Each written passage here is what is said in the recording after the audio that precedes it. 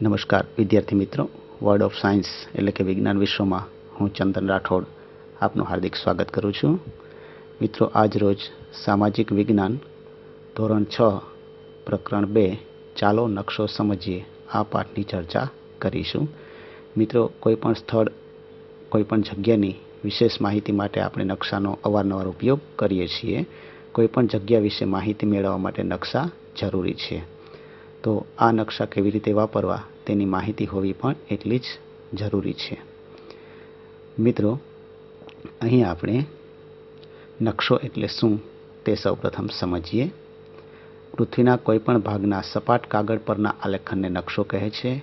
મિત્રો, આપણે જાણીએ છીએ કે પૃથ્વી ગોળ છે, તો આ ગોળાકાર સપાટીના કોઈપણ સ્થળને સપાટ કાગળ ઉપર દર્શાવવામાં આવે તો તેને આપણે નકશો કહી શકીએ. આવા નકશા ઘણા પ્રકારના હોય છે, તે જોઈએ. ખંડો દર્શાવતો નકશો આપ અહીં જોઈ રહ્યા છો. પૃથ્વી પરના જુદા જુદા ખંડો અહીં દર્શાવવામાં આવેલા છે. આ પ્રકારનો પણ નકશાઓ આપણે મેળવી શકીએ. આગળ વાત કરીએ રાજકીય નકશો. તો અહીં આપ જોઈ શકો છો કે ભારતના અલગ અલગ રાજ્યોના નામ, તેમના પાટનગર અને મોટા શહેરોની નામાવલી આપવામાં આવેલી હોય છે. અહીં જંગલ દર્શાવતો નકશો જોઈ રહ્યા છો આપ, જેમાં લીલા કલરના જુદા જુદા રંગો દર્શાવવામાં આવેલા છે, જે ગાઢ જંગલો અને આછા જંગલો દર્શાવે છે. તાપમાન દર્શાવતો નકશો. તો અહીં પણ ગરમ અને ઠંડા વિસ્તારો મુજબ જુદા જુદા કલર દર્શાવી અને તાપમાન દર્શાવતો નકશો બતાવવામાં આવેલો છે. મિત્રો, ગૂગલ મેપ પરથી લીધેલો નકશો આપ જોઈ રહ્યા છો. આકાશમાંથી આપણી પૃથ્વી વાસ્તવમાં કેવી દેખાય છે તે દર્શાવવા માટે આવા નકશાઓનો ઉપયોગ થતો હોય છે. ખનિજ સંપત્તિ દર્શાવતો નકશો. તો જુદા જુદા રાજ્યમાં કઈ કઈ ખનિજ સંપત્તિ આવેલી છે અને તેનું ઉત્પાદન કયા કયા રાજ્યોમાં થાય છે તે દર્શાવતો નકશો અહીં આપ જોઈ રહ્યા છો. પાક ઉત્પાદન દર્શાવતો નકશો. કયા કયા રાજ્યમાં ખેતીના કયા કયા ઉત્પાદનો, કયા કયા પાકો ઉત્પન્ન થાય છે તે અહીં દર્શાવવામાં આવેલું છે. મિત્રો, હવે નકશાના મહત્વના અંગો વિશે વાત કરીએ, જે દરેક નકશાની અંદર હોવા અનિવાર્ય હોય છે અને તેના દ્વારા આપણે ઘણી બધી માહિતી મેળવી શકીએ છીએ.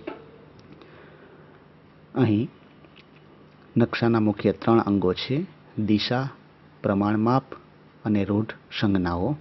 આ ત્રણેય વિશે આપણે અભ્યાસ કરીએ.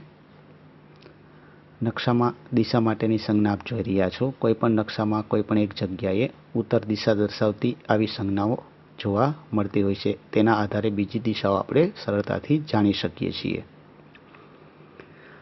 અહીં પ્રમાણમાપ માટેની સંજ્ઞા દર્શાવવામાં આવેલી છે, જે નકશાઓ પર અને વાસ્તવિક રીતે અંતરમાં કેટલો તફાવત હોય છે તે આના ઉપરથી આપણે શોધી શકીએ છીએ અને વાસ્તવિક અંતર કેટલું હોય તે પણ આપણે જાણી શકીએ છીએ.